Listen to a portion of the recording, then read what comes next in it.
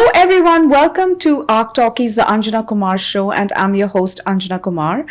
I have a very interesting gentleman who's here to talk about his journey, his very successful journey, and of course we know that there's a lot more success that's going to come, but then I personally know him from a long time, and I couldn't be more elated when he said that he wanted to do a podcast with us.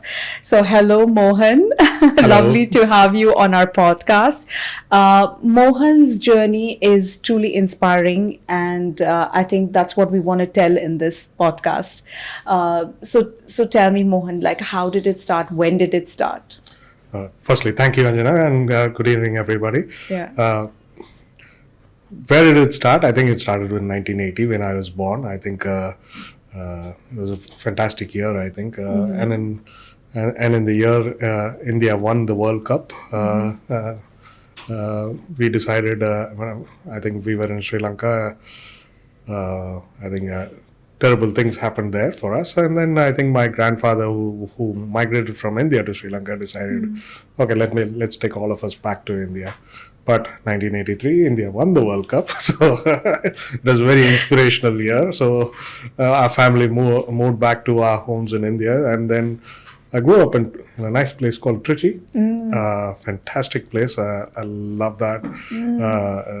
Even when I was there last week, I missed the smell of the earth that comes from Trichy, because I've walked Trichy, I've cycled, I've ridden I don't know whether people would remember, there's a bike called Mofa. In those old days, the Luna and the TVS 50, I've driven all those things and the other thing, and played cricket, gully cricket, everything that is there. Wow. So Trichy has a special place for me. For the viewers, Trichy is a city in the southern part of India. Yeah, it's a very temple city. You got Rock Fort, you got Sri Rangam, Thiruvannamalai, many temples. It's also famous for. It's a temple city. It is also famous for cigars. I think Winston Churchill's cigars were made in Trichy. Wow! Now this I didn't know. So I think, but it's in the center of Tamil Nadu, a fantastic place. I think from 83 to 97, before I went to university, I think younger days were really fun. I think I studied in a school called Campion Higher Secondary School. It was an Anglo-Indian school. Right. Where the only language that was supposed to be spoken was English. Campion School is also in Mumbai. Yeah, I think it is. The name is there, but I think there are many branches. More branches. I think it is there.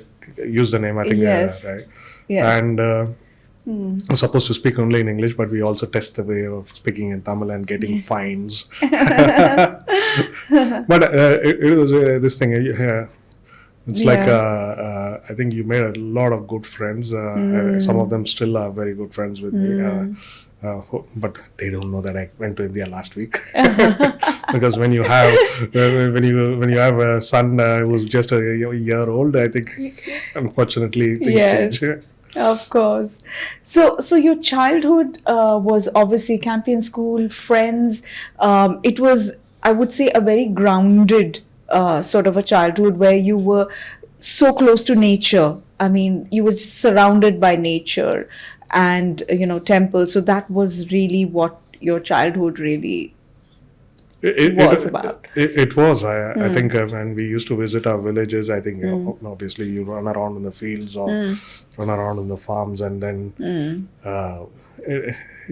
even in our school we had a zoo. I think we had ducks roaming around, deers. And it was the only school which had a zoo also, which was authorized by the government. So sweet. But it was, as you rightly said, and also the river Kaveri flows through Trichy. So every now and then we used to go on a Sunday with my uncles, and then we used to take get a river bath. I don't know whether we can do that nowadays. Either first we need to have water in the river. That's the thing. So you're right. I think it was. It was something very close to nature. Yeah. Right. And what were some of your early influences? Like, did you live in a big family, joint family?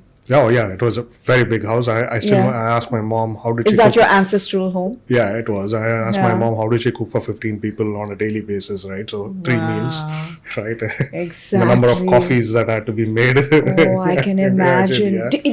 Did your family members also have their demands like medium strong coffee, light coffee, strong coffee? Because in Well, my family, when the cousins would meet, it used to enrage me because my aunt, like, bless her, I mean, she lived up to 100 years, but she used to literally know who wanted what kind of coffee. yeah, and I think it was there, but I think because we had that Sri Lankan influence, we had tea also. Ah, So it was right. medium strong, light tea also was there. But I think Nescafe helped. Yeah. It came and took that away. So Okay. That's true. I think that was the evolution in coffee making. But still, I think nowadays, now if I ask my wife Emma, she'll say filter coffee is best, and she makes filter coffee. Of right? course, filter coffee, yes. So it depends on Yes. this thing, but I think my mom managed it very well. I think cooking for 15 Kudos. people. We also had we had a dog also. I think. Yeah. This thing. So it was fun. A busy household, but really fun. Yeah, it was fun. But you were to your point about influences, right? I think you will be as a young kid watching your grandparents talk about the stories of what they did and how they did. Though sometimes it might be boring. They might be saying the same thing after month on month. It will be on repeat mode, but at least they were telling stories, real life stories. So I think my first influences, I think, were my grandparents, because they were. I still remember my father's father. He went to Sri Lanka in the great migration that happened through during the British days. I think he went with 10 rupees in his pocket to Sri Lanka.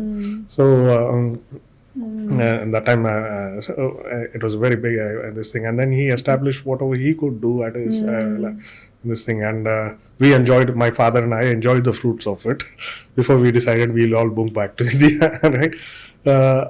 So I think my first inspirations are both my mother's side grandfather and my father's side. My mother's side grandfather, I think he's very special. He taught me money. Yeah. So he used to come, and every time he used to come, he'll give me some money, and then I used to take that and put it to the bank. Right. So I had a bank account when I was 5 years old.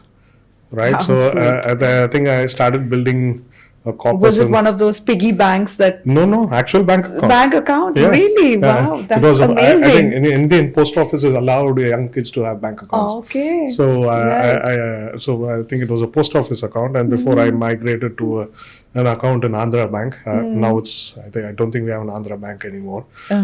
So I think that he taught me how to make money. Right. I think. So the art of saving and building, accumulating Yeah. cash. So he taught the art of accumulating cash. My father's father taught me the art of noting it down. How much do we have? So the influences were there. So you have the two best influences for financial management. Oh, no, of course, and that's why I think I'm like. Of course, I still remember. I just keep on thinking, if only they had Excel in their lives, how much they would have done. I think. No, but that's so true, because even today, when I talk to my mother, she doesn't need any calculator Excel sheet. It's mental. Yeah. The calculation is mental, and it's like in split seconds she can add up. That's true. So I mean, imagine what they could have done if there was Excel back then. No, absolutely. I think so. I think that they were the amount of days I used to spend, whether it was going on a train ride with my grandfathers, this thing. Now, of course, my father and mother, I think they were influences on their own. I've got two sisters who are treading their own paths. I think my mom was she was very religious. She didn't. It used to be so funny, right? So at least my father had a little bit of education. So I think he studied till class 9 before he went into the business. My mom had no education at all. So because I studied in an Anglo-Indian school before, I very well remember this. If my father was out of town on business, before the test, early in the morning, I had to revise, right? If my father was there, he will ask me the questions and then I'll give him the answers. But when my father is not there, my mom will say, okay, what is question number 1? I will have to say the question and then I'll have to repeat the answer. I didn't realize then that she didn't know it. I thought she was giving a different way of learning. Oh, sweet. I know. That is so special. Smart oh my gosh. lady. Yeah, right? Very smart lady. Yes, of course. See, it doesn't matter if you're not educated. It's just one needs wisdom and smartness to be able to survive, you know. Absolutely, and I think that's where I think very late. I think after when we were in universities and all that, then when we were speaking to my mom, I think she said that the one thing that I always decided to do is give you all 3 my kids a good education in the best schools that is So possible. And she did that. I think to That the was best so possible nice. extent that she did that. I think it's what who we it is defined. Whether it is me or my sisters, it is defining us. It's not even Sure. it's not ended there, but it is because that's something that we own. Yeah, of course. And of course, and they put, because I wouldn't have known which school is the best at that time and all that, and mind you, education that time was different. I'm sure you would, but education now is different, right? Very different. You would know what exactly is happening in your kids' Yeah, class. yeah. Another example, my mom comes to my parent-teacher meeting and she comes and tells my maths teacher, I think he should get more, he should study more and he should get more marks. Yeah. My math teacher says he got 99 out of 100. She's looking at her, oh yeah, no. See, that was the level of involvement that they had, and they had a level of trust also. I The think trust. I I think that agree. was there. I think they Level of trust back in the days was really heavy because we didn't have, you know, WhatsApps. We didn't have mobile phones. Like, you just trusted that your child was okay. and trust on not on the child, trust on the teachers, right? On the teachers the as teachers well. were very Faith on that as well. Yeah, Yeah. it was a very, very. Yeah. I still remember all my Yeah. teachers' name. It was. I don't know how that system works now. Yeah, yeah, that's true. So basically, and your parents, like, what business was he doing, like your dad? So apart from the agricultural things that we from our ancestral days that we had, my dad was into. He was a distributor for various products, FMCG products, and this thing. So I remember, I think it was Colgate Palmolive and all that is there. Oh, So he was there, and then in addition nice. to be having hardware stores, etc., and all that, he was there. Right. So I used to get on those vans, say, on their sales trip and all that. So that's where my first art of sales was learned. Wow. To those small shops trying to sell them 10 toothpaste. Imagine, what was the challenge then, selling that one toothpaste to somebody? Will you give me in credit? That was the main. Cash, Okay. cash is king. Cash was king then also. Yes, exactly. Oh, wow. So that was your true ground, real learning, like live learning, so to speak. At the end of the day, I think it's not that I used to go, but because I was my dad's son, I could go around and then I just ask somebody else to do the paperwork. I had to do the paperwork. I hated my dad for that, though. He said, "You got so many other people. Why can't they do the paperwork?" He said, "No, do the paperwork, count the chillers, count the money, and then hand it over to him, hand it over to the accountant, not to There you him." go. So all that was done as per process. So he was a very process-oriented man in that way. You're right. And in many ways, I suppose he taught you that. Yeah, he taught me that, and that's why I think wherever I go, I'm like a bamboo in terms of process. I allow it to flex, but I'm this thing, and that's one of my responsibilities in my current job also to look at processes. Right. I mean, we are going to come to that, but then, I mean, obviously the foundation was laid there, and then of course, obviously, your dad worked hard because going to Campion school, it must not have been very easy for them. Yeah, in terms of, yeah. See, I think in terms of getting into the school, I think they did their bit. I think and paying I think the tuition fees and all was I think it was okay. But I think the most challenging thing for them was to okay, what do we do when he comes out? Okay. I still remember. I think he was going to Sri Lanka on a business trip after I had written my class 10 exams here. He was saying, "What are you going to do in class 11? Which stream are you going to pick?" Yeah. I said, "I'm going to pick computers." What are how is that going to help you? Okay. He said, "Is there a future in that?" I think. See, at the end of the day, I think India was not liberalized then. There was no globalization that was there, or we had TV, etc. We're talking about which year here? Sorry, this was around 94, right? Okay. But when this conversation was around 92 and all that, I think that is when Dr. Manmohan Singh and Narasimha Rao came in and tried to do something. But the amount of understanding of what the world could offer us was limited then. And a computer was still not thought in that way. But my father experimented. He did have a computer in his office. Yeah, okay. Running an accounting software. Right. So he accepted, but then he said, "Okay, why don't you? Why are you just hedging the bet on one thing? Why don't you take biology? You can shift computer or this thing after class." No, I'm fixed. Right. Right. Whereas my sister took biology, and then she ended up going in a management stream, even though she took biology. My youngest sister, she took the commerce stream, and she went into she took the computers, and then she went into engineering stream, Yeah, and then now she's into management. Okay, so yeah, so everyone's carved their own niche and path. Yeah, of course. Right. I think three different kids in three different ways. Right. And your college, where did you graduate from? That was fun. Uh-huh. I had to travel 16 hours a day on a not a day. Yeah, it was like on a train journey from Trichy to a place called Surathkal. It was a National Institute of Technology in Karnataka. Oh, okay. I didn't take the Trichy one. Yeah. So I took because I wanted to go away from home. Now, okay, Okay. I'm all 17 years old. Let me get out of this place. Right. So I went there. Fantastic years of my life. Right. I think I learned more grounding there. I had to wash my clothes. Oh, yeah, of course. I had to live in a room. Sharing it with. Yes, so people Yeah. who I didn't know.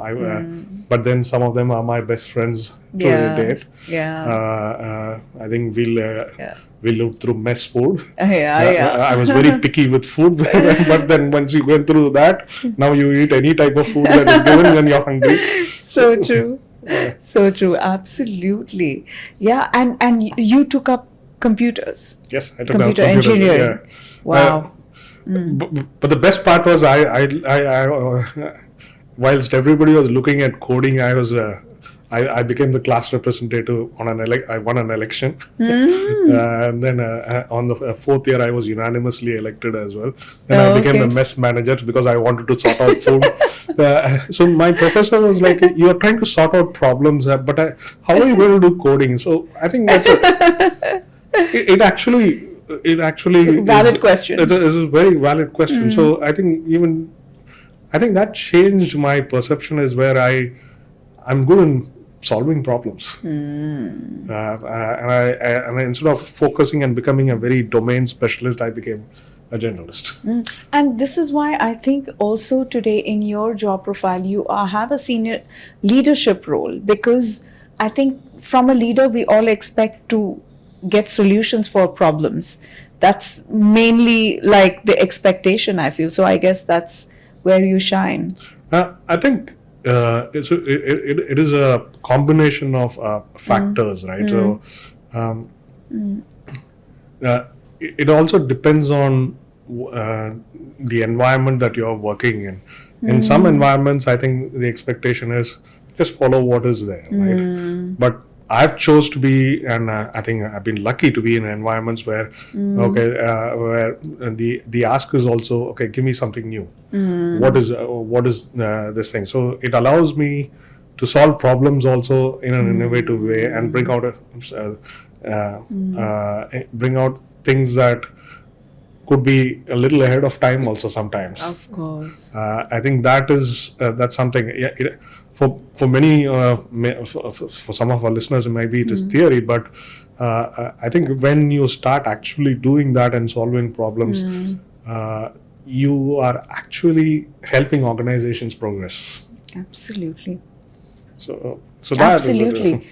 I couldn't agree more. I mean, besides an individual growth, it's like a community that's growing along, that's, I think, very integral.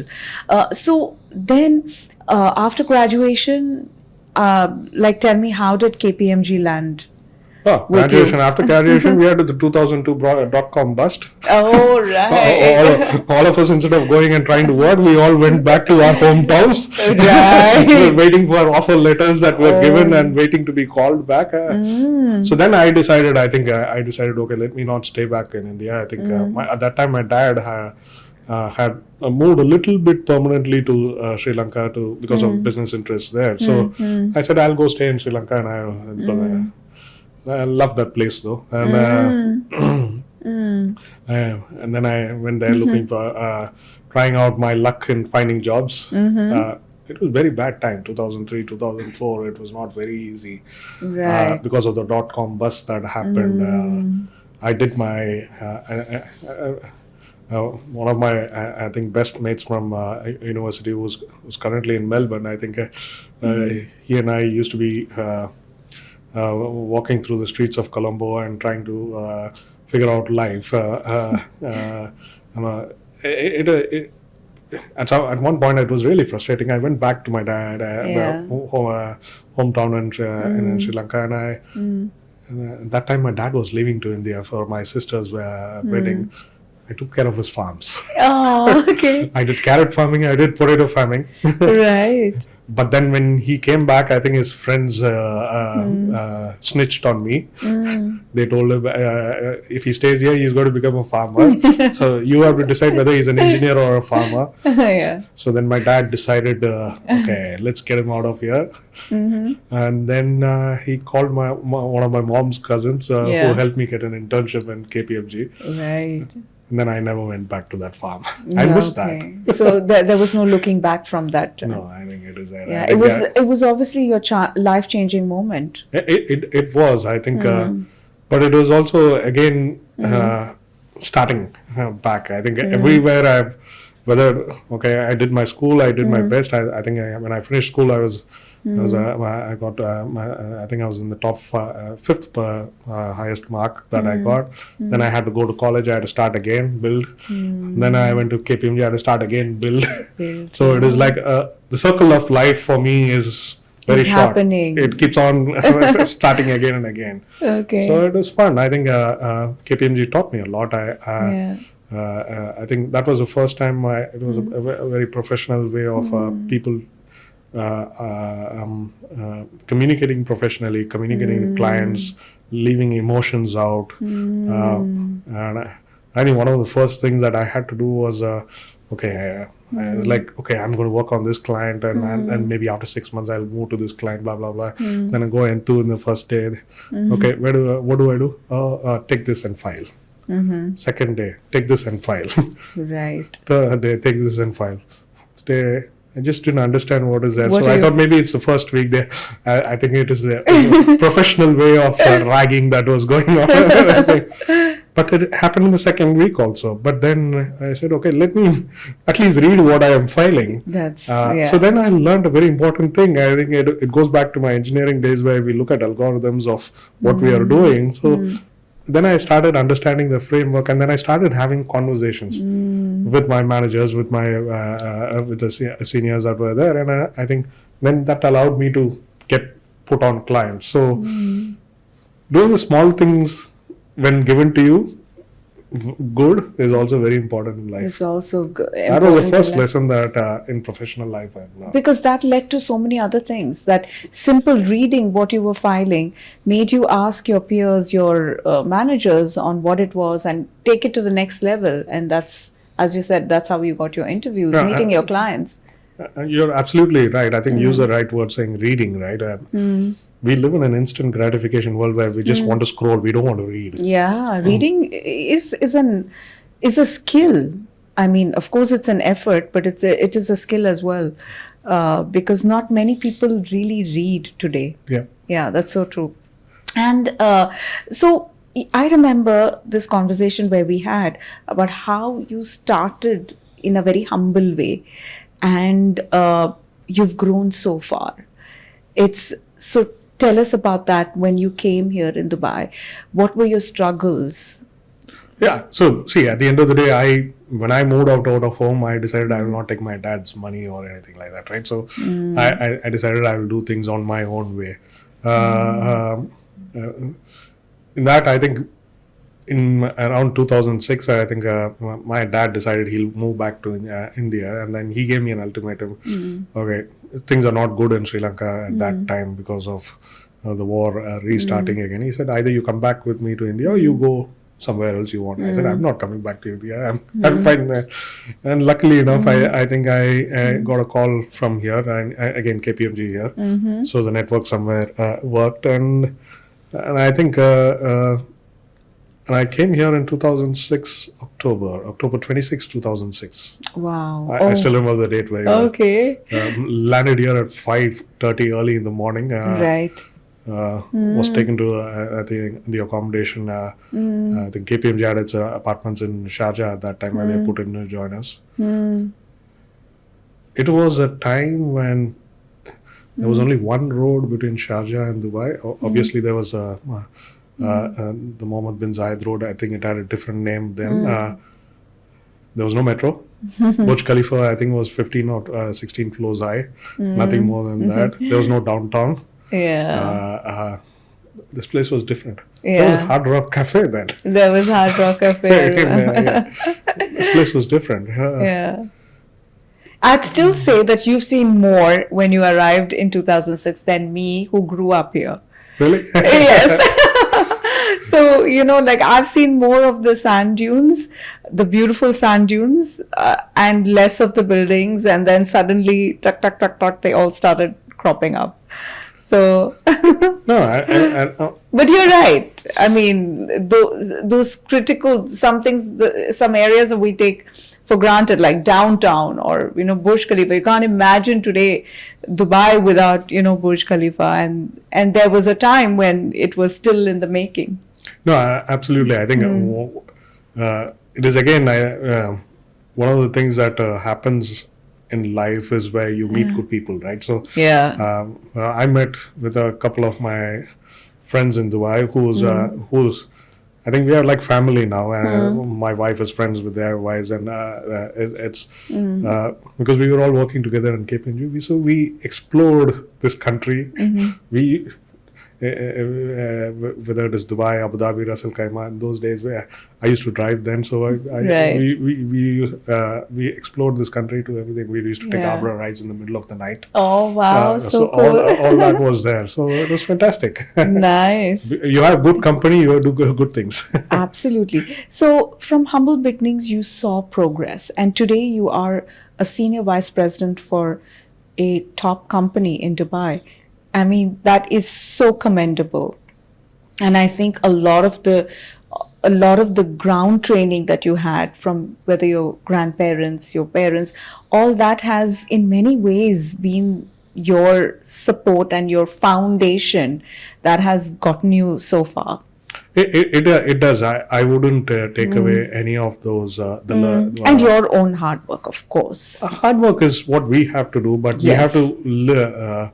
The experiences of others teaches us the path that we have to take. Sure. And I think that's the difference between something that I wouldn't call success, but I would say that whether it's a path that is a good path or a path that is not good, maybe you'll have to go through it all over again.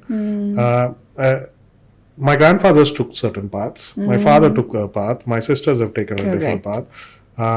My friends here also, they after some time, after we left KPMG, we took different paths. But in each of that, I think all of us have something that we can pass on to each other. I think that's how we have taken and it is a continuous learning process in life.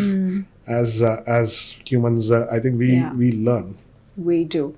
Absolutely. And I think that is how this growth of yours has happened, right? From the humble beginnings, facing the struggles, coming through all of it, and then today, being successful. But of course, there's more to come for you. I mean, because from the interactions that I've had with you, I think you have so much more to give, so much more success to see and achieve, and no better place than Dubai, because I feel Dubai is literally the city where you can dream and you can realize that dream. Absolutely, I think Dubai is home for me now, and it is. So the last 20 years or 2 decades of my life I've spent here. It has given me whatever I have today. But the good thing about Dubai is it allows you to dream. Yes. And it helps you to keep on dreaming. And that's why I think whenever you say success, I'm still not taking it as a success, because for me, I think the moment you decide that you're successful, you stop. Right. For me, I think the way I look at it is, am I content in certain things? And for me, I think I look at that as a measure of importance. Am I content? Okay, now let me do something much more challenging, all this thing. So that's how it moves on. That's really nice. And Dubai has changed, and Dubai is changing, and I think we should all be very proud for what we are to be part of this changing, rapidly changing environment. Right. Amazing. Thank you so much, Mohan. So you heard Mohan's story, a beautiful childhood that he had, a childhood that kept him close to nature, where he had these very strong foundations from his family, from his grandparents and parents, that actually made him come out of his humble beginnings to achieving a success today as a senior vice president for a top company here in Dubai. And as he said in his own words, more successes to come. We are in the next episode going to talk about what were some of his struggles when he started his career or came down here, and how he overcame that.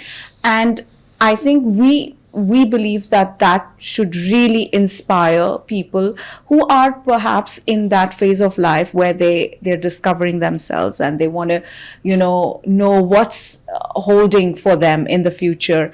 So we're going to understand from Mohan, like, what were some of his realizations and how did he come through it all successfully. So stay tuned for that. For now, thank you so much, Mohan, and thank you so much for watching ARK Talkies. Come back for the next episode.